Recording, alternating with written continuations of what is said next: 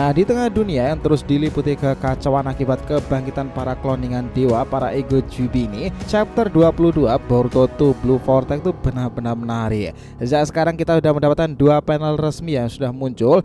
Jura yang keluar dari Sumiyaka dan diketahui Mitsuki ini. Sekarang ini nih ada satu panel resmi yang memperlihatkan Boruto itu tampak menebas Jura, namun dia bisa berputar sangat cepat dan menghalau serangan Boruto. Chapter ini benar-benar luar biasa. Namun bagaimana nih dengan harapan lainnya Kawaki? Apakah dia sebagai kunci terakhir untuk membalikkan keadaan pada nantinya? Nah, kekuatan Kawaki itu sangat ditunggu-tunggu ya. Sesuai ramalan dari Kashin Koji, dia akan menjadi seseorang yang sangat penting dalam kisah Boruto ke depannya. Masa depan jelas akan ditentukan oleh pilihan yang dibuat dengan pertempuran melawan ego Jubi seperti Jura ini loh. Nah, chapter-chapter kedepannya Boruto itu bakalan lebih badass lagi nakama. Let's go, kita akan bahas kupas bagaimana jalan cerita tersebut.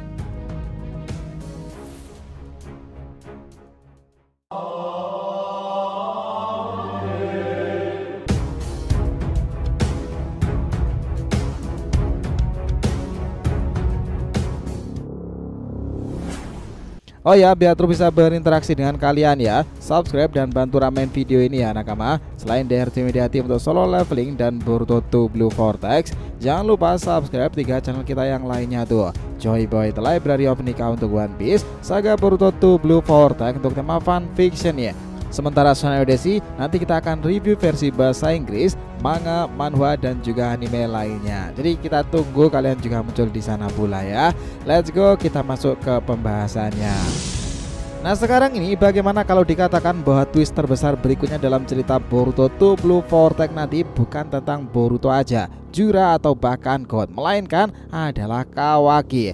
Ya, kenapa? Karena dalam panel resmi sudah muncul ya, Boruto itu juga menyerang Jura, dan juga Jura sendiri tampaknya benar-benar menyerang Boruto dan menargetkan orang-orang dari Shinobi Konogakure.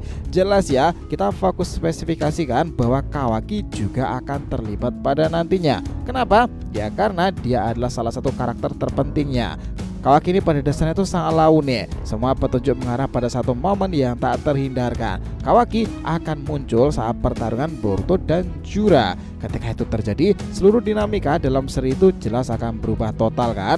Jika memang benar melihat bagaimana potongan panel resmi sudah muncul itu, Boruto dengan menyerang Jura secara sadar cepat itu, nah bisa aja ke depannya terjadi sesuatu yang mendesak pada Boruto dan Kawaki muncul.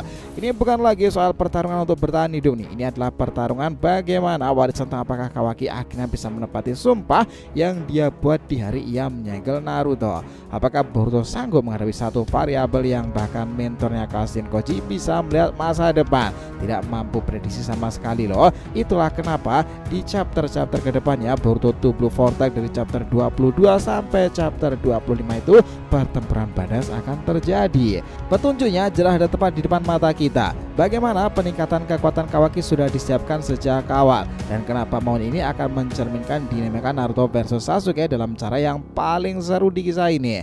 Nah, chapter ini akan rilis di tanggal 20 ya, dan nanti kita akan berikan versi lebih lengkapnya jika sudah keluar secara sempurna. Tapi jelas ya, sampai hari ini di tanggal 19 Mei kita membuat cerita ini, memang baru ada 2 bocoran secara resmi, dan itu berhubungan Jura dan juga berhubungan dengan Boruto.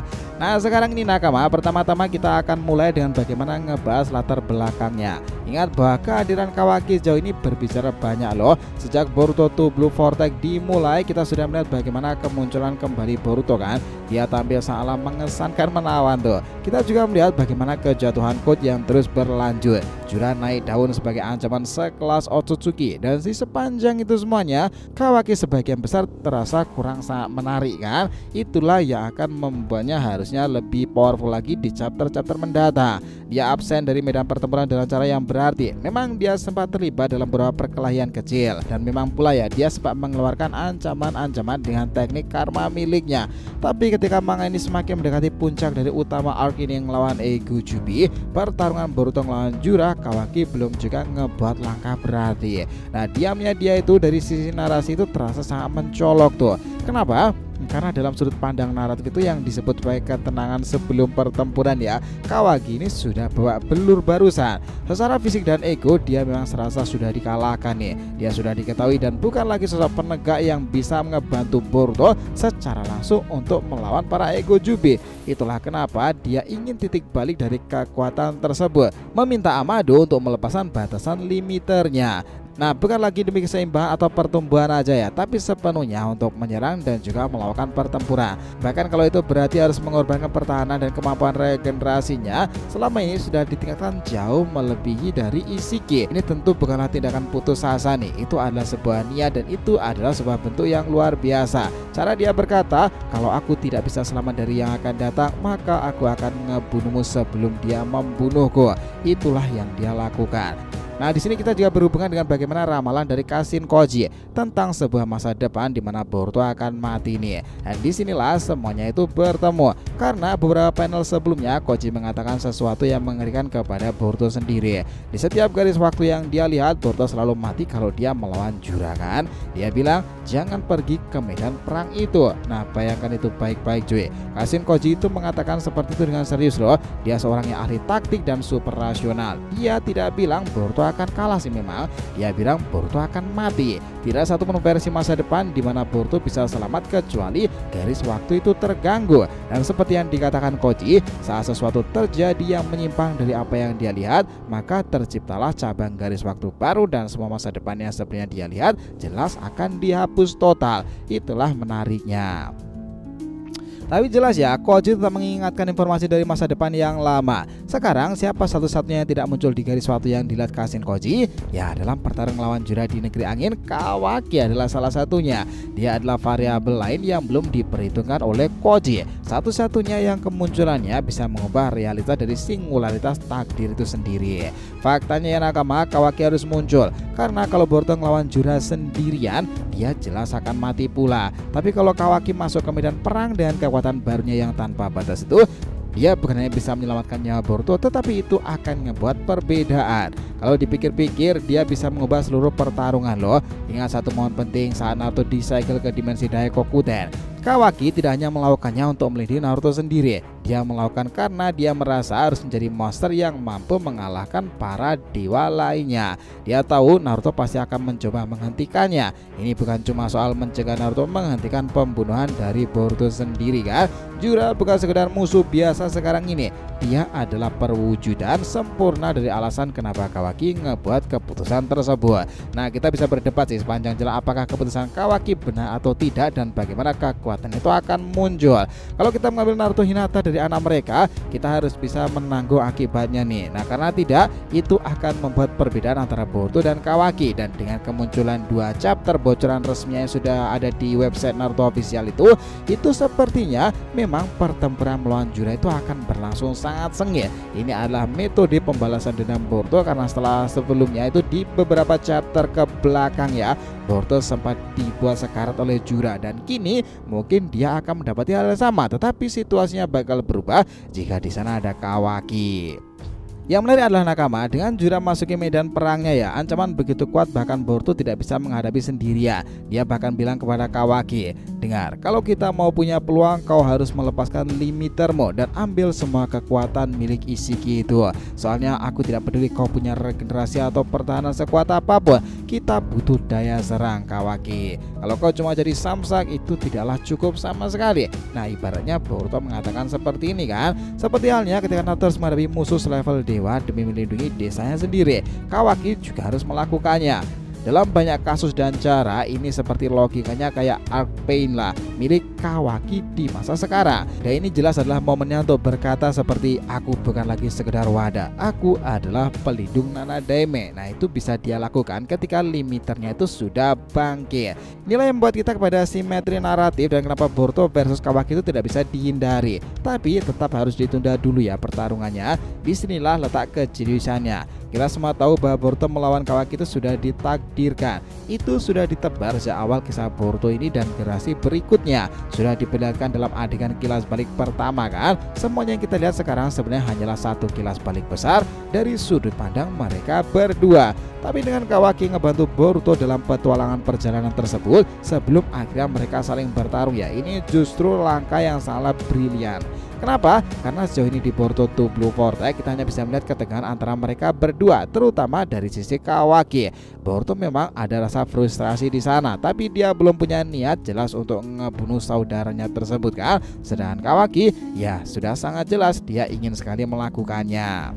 Karena hal tersebut emosional itu akan tercipta di antara kedua orang itu. Ingat bahwa dahulu Naruto Sasuke tidak bertarung di lembah akhir karena saling ngebenci. Mereka bertarung karena sebenarnya mereka saling mencintai cukup dalam untuk mencoba itu saling mengubah satu sama lain. Sasuke mencoba mengubah Naruto walaupun itu berarti melempar Chidori ke dadanya, ngebunuh 5 Kage yang gak berdaya tersebut, lalu melepaskan semua biju, hancurin Mugen Tsukuyomi pula. Karena menurutnya dia nggak butuh Naruto. 6 jalan pun Sage of Six Paths itu sudah cukup baginya. Bahkan dia bilang nanti aku akan menghidupkannya kembali. Nah dia mengatakan seperti itu. Sementara Naruto sendiri jelas ingin melakukan sesuatu yang berbeda. Hal-hal seperti ini akan sangat mirip ceritanya dengan Kawaki dan Boruto nanti. Mereka berdua itu serasa sebagai kutub utara kutub selatan medan magnet nih.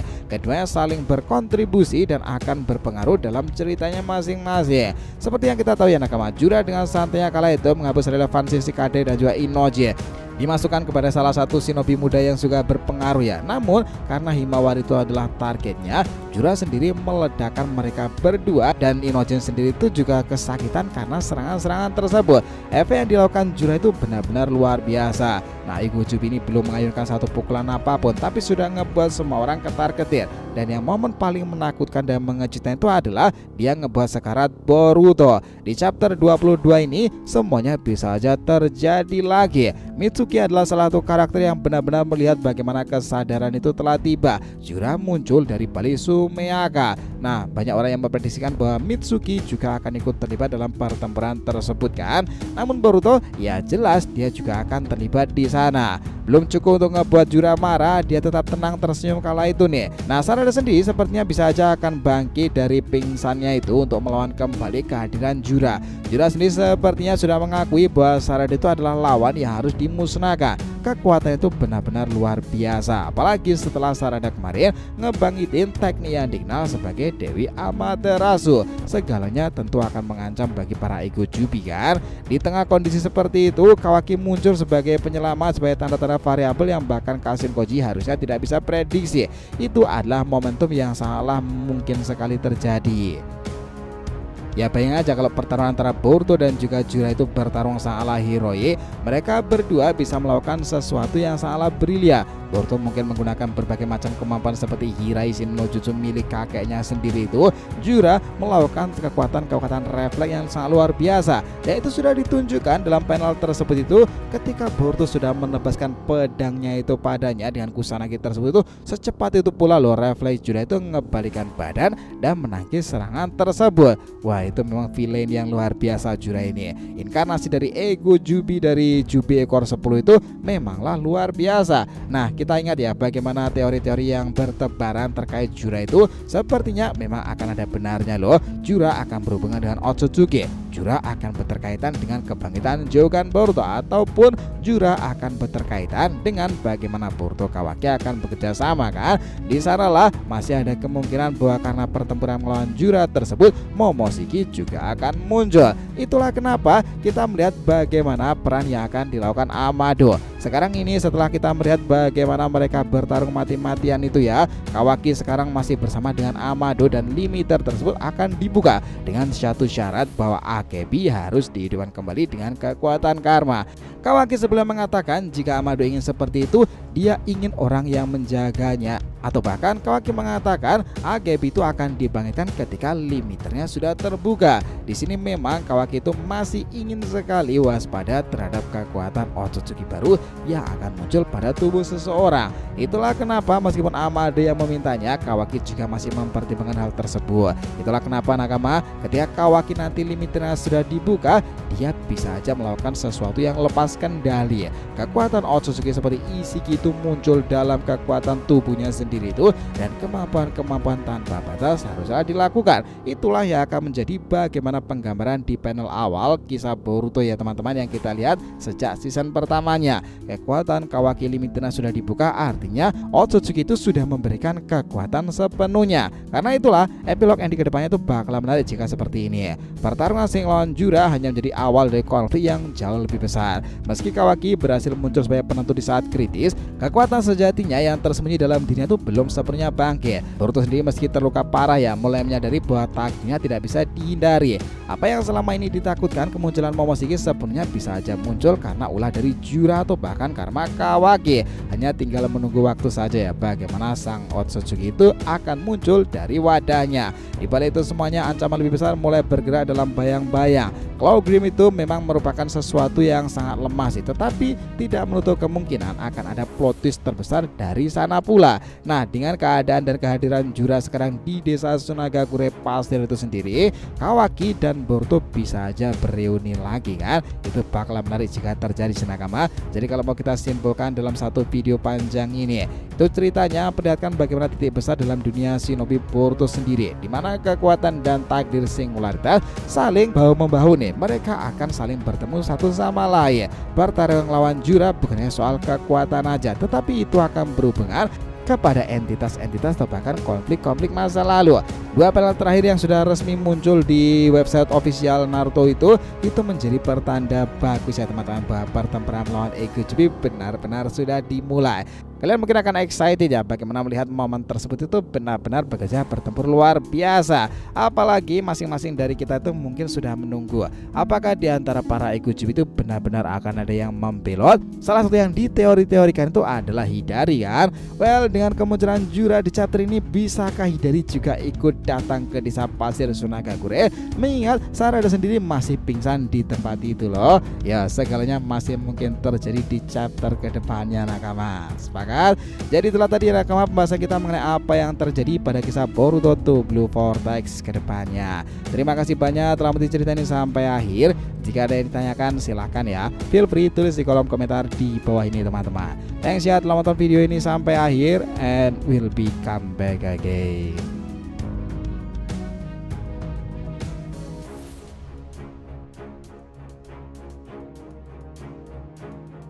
Oh.